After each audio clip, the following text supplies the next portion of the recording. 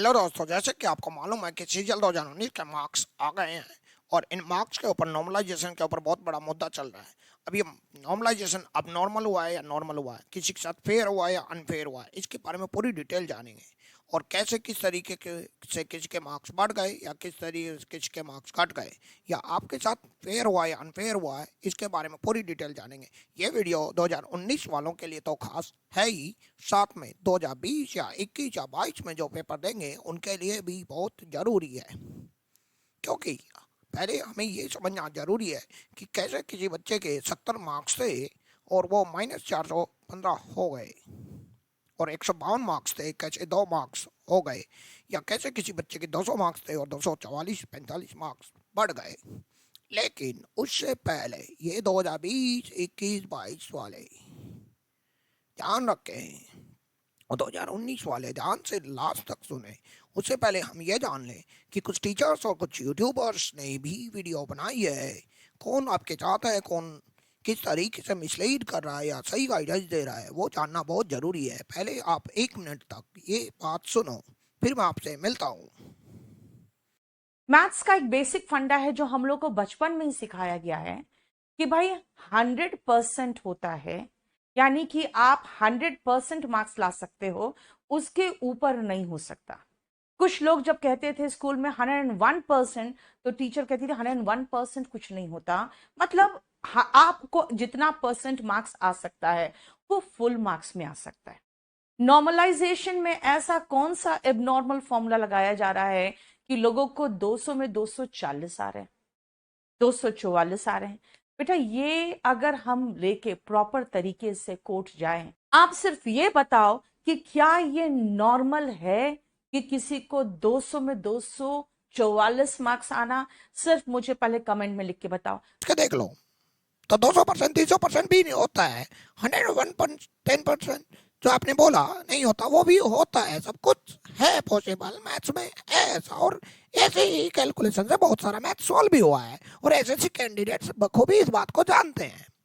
तो आप ये बात तो मत बोलो। और आपने ये जो बोला ना कि क्या 244 200 में से आना पॉसिबल है, तो मैडम है। मैं इसको प्रूव करूंगा, साबित करूंगा। और किसके साथ गलत हुआ ये पता ही नहीं, क्योंकि उसे से पहले नॉर्मलाइजेशन की नॉलेज लेनी चाहिए, नॉलेज होनी चाहिए।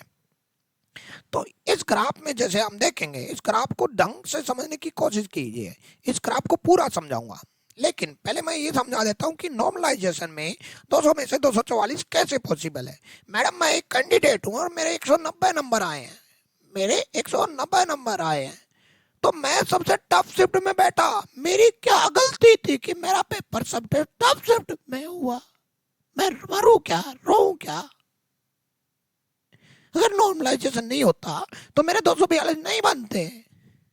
नॉर्मलाइजेशन हुआ सबसे टफ शिफ्ट में। मैडम, मेरे को पूरा मैथ्स आता है, डिटेल में सब कुछ आता है मैडम मेरे को। अरे किसी भी पेपर में बैठा दो, सारा आता है। सबसे टफ शिफ्ट में मैं 190 मार के आया, तो मेरे 242 नंबर बनने चाहिए, क्योंकि मैं सबसे टफ शिफ्ट में 190 मार के आया। मैडम आप देखो, फर्क देखो। 100, अगर मैं टफ शिफ्ट में, मान लो एक एग्जांपल ले लेते हैं, एक बंदा है, वो सबसे टफ शिफ्ट में बैठता है और वो सबसे टफ शिफ्ट में बैठता है, उसके 130 नंबर आते हैं, तो उसके नंबर आए 200, उसके नंबर आए 200। वही बंदा अगर 16 तारीख को बैठता तो उसके 140 आते, क्योंकि वो इतनी नॉलेज रखता है, और उसके मार्क्स आते 200 वही। और वही बंदा इतनी नॉलेज रखता है कि वो 18 तारीख को अगर वो बंदा बैठता पेपर में, तो इतना खत्म पेपर था, इतना खत्म पेपर था, इतना खत्म पेपर था। मैं डिटेल में बताऊंगा कि कितना खत्म पेपर था। इतना खत्म पेपर था कि वो बच्चा पक्का 190 से 195 के बीच में मारता, और उसके मार्क्स आते 200। तो नॉर्मलाइजेशन के बाद उसके मार्क्स तीनों शिफ्ट में सेम रहे, क्योंकि एक ही जितनी नॉलेज है वो आपकी बातों से नहीं बढ़ने वाली। उसकी जितनी नॉलेज है उतनी नॉलेज है। अगर कोई बंदा इंटेलिजेंट है, वो टफ शिफ्ट में बैठता है और फिर टफ शिफ्ट में भी 190 मारता है, तो इजी में तो पता नहीं तहलका मचा देगा। तो उसके 242 बनने जायज हैं। इस चार्ट पे जो हल्ला हो रखा है वो सारी डिटेल बताऊंगा, और ये भी बताऊंगा कि अनफेयर किसके साथ हुआ, नॉर्मलाइजेशन जरूरी है कि नहीं जरूरी है। जिस समय नॉर्मलाइजेशन हुआ था उस समय भी मैं इसके पक्ष में नहीं थी। आपको पता है क्यों? क्योंकि मुझे पता था। मैडम आपने सही कहा कि आप नॉर्मलाइजेशन के खिलाफ थे, और मान लो नॉर्मलाइजेशन नहीं होता, नॉर्मलाइजेशन होता ही नहीं, तो किसका सिलेक्शन होता, किसका नहीं होता, कौन इंटेलिजेंट है कौन नहीं है, वो आपकी नॉलेज बता देगी। अभी अभी मैं आप लोगों से पूछना चाहूंगा, ए एक बच्चा है, उसके 175 नंबर आए 200 में से, और बी एक बच्चा है, उसके 170 नंबर आए 200 में से। नॉर्मलाइजेशन को भूल जाओ, इस दुनिया में नॉर्मलाइजेशन कोई वर्ड है ही नहीं, भूल जाओ सब कुछ। तो आप क्या कहोगे, मोर इंटेलिजेंट कौन है? आप कहोगे ऑब्वियसली ए, क्योंकि ए ने ज्यादा नंबर लिए। इंटेलिजेंट कौन हुआ? ए बंदा पूरी जिंदगी बी को बोलता रहेगा मैं तेरे से ज्यादा इंटेलिजेंट, मैं तेरे से ज्यादा इंटेलिजेंट। ए को अच्छी पोस्ट मिलेगी, ए की ज्वाइनिंग होगी, ए इंटेलिजेंट है, ए बढ़िया है, ए अच्छा है, ए के ज्यादा मार्क्स हैं। नॉर्मलाइजेशन नहीं है क्योंकि ए अच्छा है। आपने भी तो यही कहा, क्योंकि आप तो नॉर्मलाइजेशन के खिलाफ थे। लेकिन समझते हैं आप यही तो बात बोलना चाह रहे हो, ए इज मोर इंटेलिजेंट। बिल्कुल, ग्राफ भी यही बता रहा है, ए ज्यादा इंटेलिजेंट है। अब एग्जाम का खेल देखते हैं। ए का पेपर हुआ 18 नवंबर को, ए का पेपर 18 नवंबर को हुआ मैडम, ए का पेपर 18 नवंबर को हुआ। इजी शिफ्ट में, सबसे इजी शिफ्ट में, एसएससी के इतिहास के इजी शिफ्ट में, बिल्कुल बच्चों वाले पेपर में 175 नंबर मार रहा है। भी सबसे टफ शिफ्ट में, बहुत हार्ड शिफ्ट में, बहुत हाई लेवल में 170 नंबर मार रहा है। ये बच्चा सबसे टफ शिफ्ट में 170 नंबर मार रहा है, तो ऑब्वियसली ये बात सच्चाई है कि इस बच्चे ने टफ शिफ्ट में, ध्यान रखो टफ शिफ्ट में 170 मारे हैं, तो ये भी ज्यादा इंटेलिजेंट हुआ। ए कम हुआ, ए बच्चों वाले एग्जाम में 175 मार रहा है, बी टफ एग्जाम में 170 मार रहा है, तो इंटेलिजेंट ज्यादा कौन हुआ? बी। इसीलिए नॉर्मलाइजेशन जरूरी है। नॉर्मलाइजेशन ने ये साबित कर दिया B is more intelligent, B ज्यादा इंटेलिजेंट है, जिसकी वजह से अब नॉर्मलाइजेशन के बाद जो रियल में इंटेलिजेंट था उसी का सिलेक्शन होगा। जो हम ए पे फोकस कर रहे थे, तो नॉर्मलाइजेशन कितना जरूरी है एक बच्चे की काबिलियत बताता है। बी जो है वो 170 टफ शिफ्ट में मारा है, तो ये ज्यादा इंटेलिजेंट है। ये इजी में होता तो 200 में से 200 मारता। लेकिन अनफेयर किसके साथ हुआ, ये हल्ला क्यों मच रहा है, ये सब समझेंगे, ये सब जानेंगे। लेकिन पहले ये तो साबित कर लो कि नॉर्मलाइजेशन बहुत जरूरी है, जिससे एक फेयर सिलेक्शन होता है, जिससे साबित हुआ कि B is more intelligent, B ज्यादा इंटेलिजेंट है। तो नॉर्मलाइजेशन को हटाना is not the solution. What is the solution, इसके बारे में बात करेंगे। लेकिन ये खेला गलत खेला जा रहा है, आपके साथ गलत खेला जा रहा है। 136 का 206 हो गया, चलो इसकी किस्मत तो बड़ी अच्छी थी, बड़ी अच्छी। लेकिन अब जस्ट इमेजिन करो, ठीक है 89 मार्क्स में कोई बच्चा नहीं पास करता, ये मैं जानती हूं, लेकिन ये कैसा नॉर्मलाइजेशन स्कोर है कि 315 हो गया। इसका मैडम आपने कहा 136 का 206 हो गया, और आपने कहा इसकी किस्मत अच्छी थी। मैडम किस्मत अच्छी नहीं थी मैडम, ये सबसे टफ शिफ्ट में 136 मार के आ रहा है। अभी मैं आपको और भी नॉलेज दूंगा, एक सबसे टफ शिफ्ट में 136 मार के आ रहा है, तो किस्मत कैसे अच्छी हुई? इसको आसान शिफ्ट में डाल देते तो 206 मार के आता। मैडम इसको नॉलेज है 206 नंबर की, अगर इजी शिफ्ट से कंपेयर करेंगे तो। अगर आपकी नॉलेज ए से कंपेयर करें, आपकी नॉलेज मैडम ए से कंपेयर करें, तो आपकी नॉलेज ज्यादा हो, और आप टफ शिफ्ट में एग्जाम दे के आओ, और आप 136 नंबर के मार के आओ, और आप इजी शिफ्ट में तो फिर और भी ज्यादा मार के आते, क्योंकि टफ शिफ्ट में 136 मार रहे हो इसलिए बढ़ गए। और 89 वाले के -315 इसलिए बन गए क्योंकि मैडम जिस शिफ्ट में सारे बच्चे 185 प्लस मार्क्स ले रहे हैं, सारे बच्चे 185 से ज्यादा मार्क्स ले रहे हैं, सारे बच्चे बड़े अच्छा स्कोर कर रहे हैं, वहाँ 89 को स्कोर हुआ, माइनस में तो जाना ही था, माइनस में तो जाना ही था, ऑब्वियसली बात है 89 को स्कोर हुआ। लेकिन इस बात को समझ में तब आएगा। और कमाल की बात यह है कि 136 वाले के 206 हो भी गए तो क्या, इसका भी सिलेक्शन नहीं होना। 89 के -315 हो गए तो क्या, इसका भी नहीं होना था। 89 के 89 भी दिखा देते तब भी नहीं होना था, 89 के 100 दिखा देते तब भी नहीं होना था, 136 के 206 हो गए तो भी नहीं होना। सिलेक्शन इसका भी नहीं होना, सिलेक्शन इसका भी नहीं होना। तो फिर ये अल्लाह क्यों, किसके लिए अनफेयर किसके साथ हुआ, वो मुद्दा है। लेकिन मैडम ये बात को समझो, आप इस बात को जितना जल्दी समझोगे सारे कैंडिडेट्स, सिलेक्शन इन दोनों में से किसी का भी नहीं होना।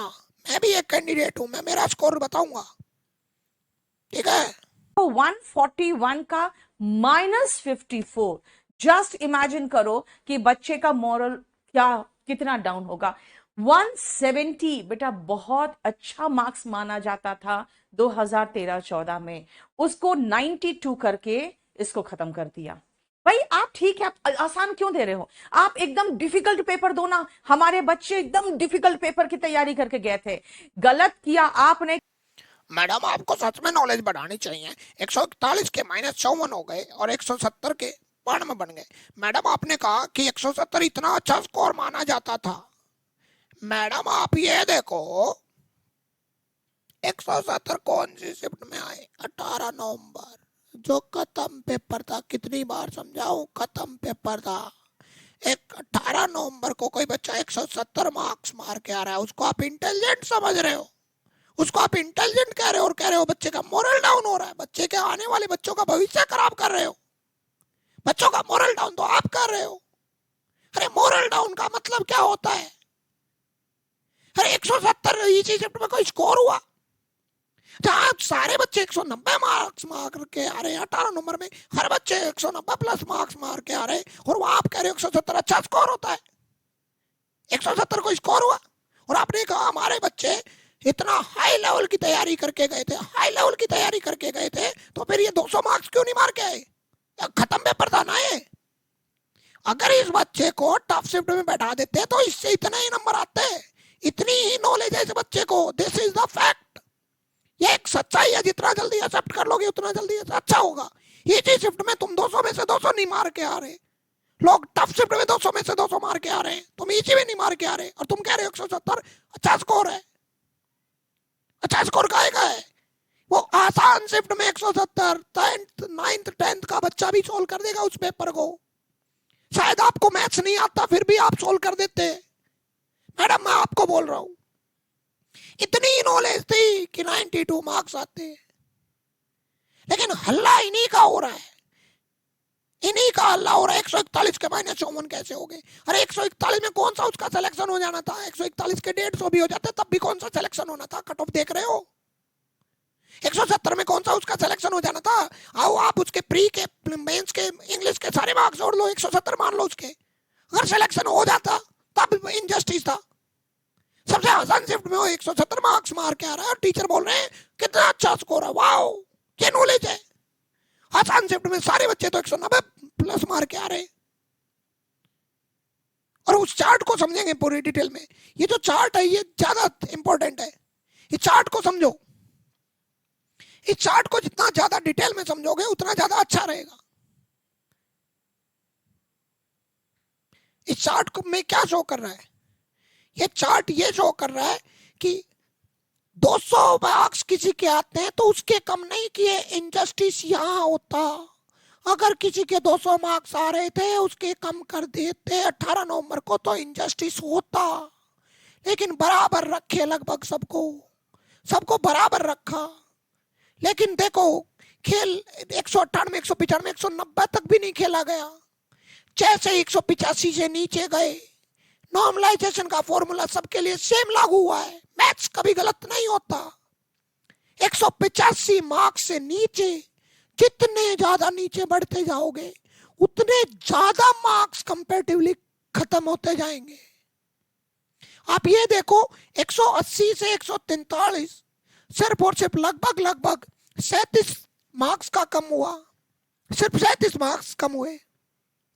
बट यहाँ 130 का 107 माइनस 107 लगभग 237 मार्क्स कम हुए। अब इस बच्चे के 37 मार्क्स कम हुए, इस बच्चे के 237 मार्क्स कम हुए, क्योंकि ये आसान शिफ्ट में भी 130 मार रहा है, मतलब खत्म है, ये खत्म से भी खत्म है, इसलिए माइनस में आया। और दिक्कत ये है कि 180 से नीचे जो बच्चे हैं 18 नवंबर को उनका सिलेक्शन नहीं होना था, एट एनी कॉस्ट नहीं होना था। हल्ला उन्हीं का चल रहा है कि मेरे माइनस 158 कैसे आ गए, मेरे तो 120 आए थे। अपने घर वालों को कुछ कर लो बस कि पापा मेरे 150 आए थे और सिलेक्शन हो जाता, लेकिन एसएससी ने मेरे को रोक दिया। नहीं, 150 भी आते तो भी नहीं होता सिलेक्शन। बताओ अपने पापा को कि मैं इजी शिफ्ट में 150 मार्क्स मार के आया था, जो कि कुछ नहीं था। सारे बच्चे 190 मार के आए थे। कंपटीशन बच्चों में होता है, अकेले में नहीं होता कि अकेला 150 मार्क्स मार के आया था। बाकी बच्चों से भी तो कंपेयर करो थोड़ा बहुत, बाकी बच्चों के भी तो मार्क्स देखो थोड़े बहुत। 18 नवंबर को हर बच्चा जहाँ 190 स्कोर कर रहा है उसके रीजन से इतने मार्क्स कम हुए। ये गलत नहीं है कि 37 कम हुए और किसी के 237 कम हुए, क्योंकि ये 237 कम इसलिए हुए, ये आसान शिफ्ट में भी 130 मार रहा है, खत्म बच्चा है। फिर ये इसके 237 के 500 कम हो जाने चाहिए थे। अब इमोशनल आप कितने ही हो जाओ, फैक्ट्स तो यही है। तो इनजस्टिस अनफेयर हुआ, सिलेक्शन तब भी नहीं होना था। मिसलीड मत करो। जितने भी स्क्रीनशॉट है सारे शेयर करूंगा, मैं भी सारी बातें बताऊंगा।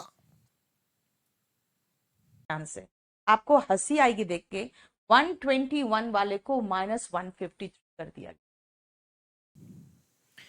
मैडम मेरे को ये मार्क्स देख कर कैसे नहीं आ रही, मुझे तो आप पर हंसी आ रही है। कैसी बातें कर रहे हो कि 120 वाले के -158 हो गए। मैंने समझाया ना अभी कि 18 नवंबर वाले बच्चे अगर 185 से नीचे जितना ज्यादा जाते जाएंगे उतना ज्यादा मार्क्स कम होते जाएंगे, क्योंकि 18 नवंबर का पेपर था खत्म। और अगर इनजस्टिस तब बोलते 200 वाले के कम कर देते। अब 120 मार्क्स मार रहा है वो, तो अगर वो 15 नवंबर को बैठ जाता तो वहां पर पंखे गिनता रूम में कितने लगे हैं, एक क्वेश्चन ना हिलता। लेकिन अब स्टूडेंट ये बोलेंगे ना ना ना ना 18 नवंबर को मैंने 120 मारे हैं, 15 नवंबर को मैं कुछ तो मार ही लेता। चलो कुछ मार भी लेते हैं तो कौन सा पहाड़ तोड़ देता है। अरे 120 वाले के -158 की जगह 120 भी आ जाते हैं तो अभी कौन सा सिलेक्शन था, कट ऑफ देख लो। जितने भी स्क्रीनशॉट है, जितने भी आवाज उठा रहे हैं, वो सब वो उठा रहे हैं जिनका सिलेक्शन होना ही नहीं था। सुनो, इस यहाँ पर दो ग्रुप है। इनजस्टिस किसके साथ हुआ? दो ग्रुप, सेलेक्टेड कैंडिडेट्स जिनका सिलेक्शन होना था, अनसेलेक्टेड कैंडिडेट्स जिनका सिलेक्शन नहीं होना था। इनजस्टिस हम तब बोलेंगे जब सेलेक्टेड कैंडिडेट्स किसी का सिलेक्शन होना था, ध्यान से सुनो, किसी का सिलेक्शन होना था लेकिन नहीं हुआ, या फिर किसी का सिलेक्शन नहीं होना था और उसका सिलेक्शन हो गया। क्या कोई ऐसा स्टूडेंट है जिसका सिलेक्शन नहीं होना था बट हो गया? या फिर कोई ऐसा स्टूडेंट है जिसका सिलेक्शन होना था बट नहीं हुआ? ऐसे कोई स्टूडेंट नहीं मिलेंगे। आपको दो ग्रुप मिलेंगे, एक सिलेक्शन जिनका होना था, एक अनसेलेक्टेड। एक बहुत वायरल चल रहा है कुछ बातें, 70 के -414 कैसे कर दिए। अरे ये 70 वाले बच्चे पे फोकस कर रहे हो, इसका तो कभी होना ही नहीं था। अगले साल बेशक ले ले। ये इजी शिफ्ट में 70 मार्क्स मार रहा है, ये 150 भी मार्क्स था तो भी नहीं होना था। इजी शिफ्ट में 185 से नीचे कुछ नहीं है, क्योंकि बाकी बच्चों ने लिए हैं। बाकी बच्चे भी तो खाना ही खाते हैं, वही दो हाथ, वही दो पैर, वही दिमाग है उनके पास भी। जब बाकी बच्चे 18 नवंबर को सब 190 प्लस मार रहे हैं और एक बच्चा 18 नवंबर को 70 मार्क्स मार रहा है, इसका मतलब उसको तो 1+2 भी नहीं आता, तो उसके -414 तो बनना ही थे।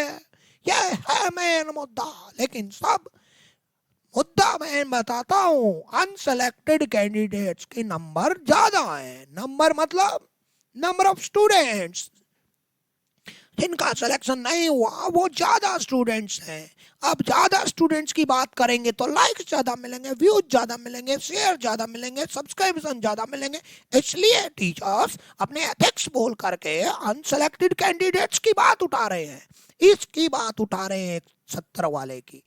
जितने भी स्क्रीनशॉट हैं उनका देखना, जिनके भी माइनस में मार्क्स आए हैं या 120 130 मार्क्स आए हैं नॉर्मलाइजेशन के बाद, तो उनके देखना टोटल प्री के मिलाना। रियल अनफेयर क्या है? रियल अनफेयर ये है, रियल अनफेयर की बात करूं तो एक ए स्टूडेंट है जिसके नॉर्मलाइजेशन के बाद मार्क्स घट गए,